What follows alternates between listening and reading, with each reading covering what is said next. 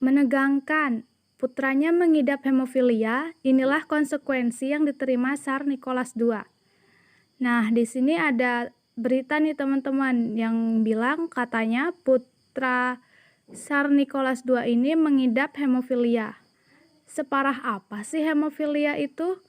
Sampai Tsar Nicholas II harus menghadapi konsekuensi yang berat.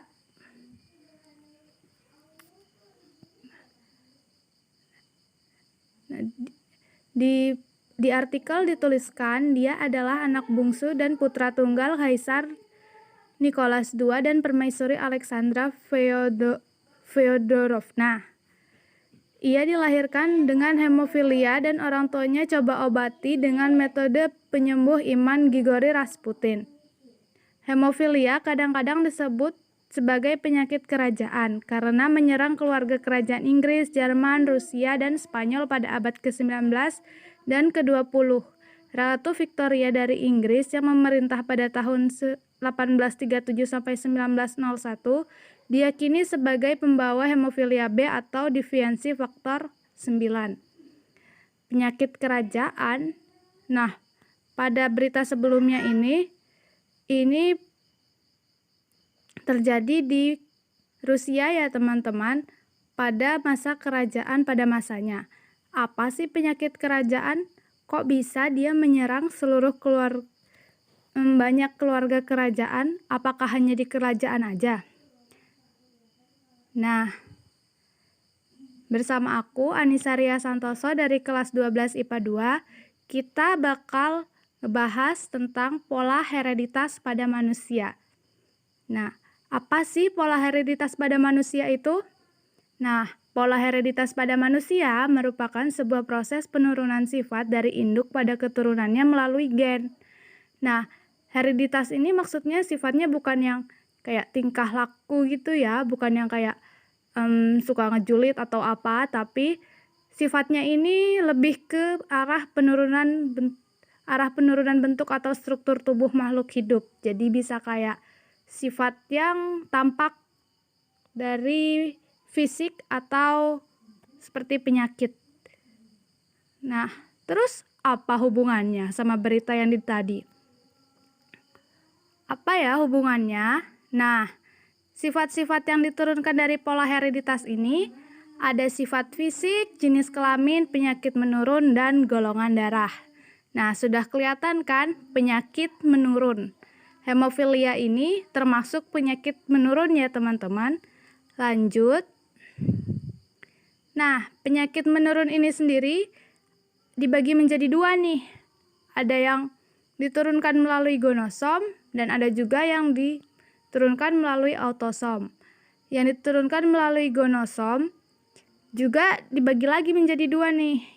Menjadi gen resesif dan gen dominan. Nah, di gen resesif ini nih hemofilia bisa diturunkan. Gen resesif meliputi buta warna, hemofilia, anodontia, dan hypertrikosis. Di gen dominan contohnya gigi berwarna coklat. Nah, yang melalui autosom meliputi albino, PTC, thalassemia, botak, dan lain-lain ya. Nah, lanjut nih, balik lagi ke berita tadi. Di sini dituliskan, Alexandra mengetahui keseriusan diagnosis hemofilia yang diidap oleh putranya. Hal ini terjadi karena saudaranya sendiri, Friedi, serta paman, dan banyak lagi anggota keluarganya yang lain telah meninggal karena penyakit itu. Wah, dia menyalahkan dirinya sendiri karena mewariskan kondisi itu kepada putranya dan selanjutnya mengisolasi dirinya dari pengadilan.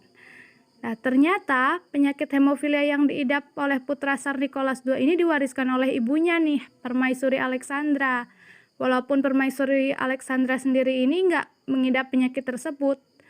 Kok bisa ya? Padahal Permaisuri ini nggak sakit hemofilia, tapi kenapa anaknya bisa sakit hemofilia nih? Nah, ada alasannya. Ternyata Permaisuri Alexandra ini seorang wanita karier. Nah, apa sih wanita karier itu? Nah, karier itu ketika dia tidak mengidap penyakit gen resesif ini, tetapi dia punya gen tersebut, sehingga dia bisa mewariskan penyakit itu ke anaknya.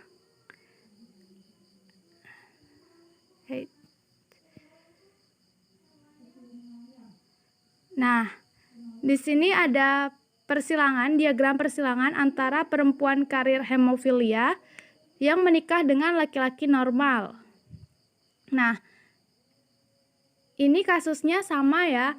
Perempuan karier ini di berita tersebut adalah Permaisuri Alexandra dan laki-laki normal adalah Tsar Nicholas ini.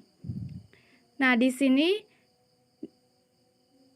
diketahui bahwa kemungkinan anaknya kelak yang menderita hemofilia itu 1:4 atau 25%.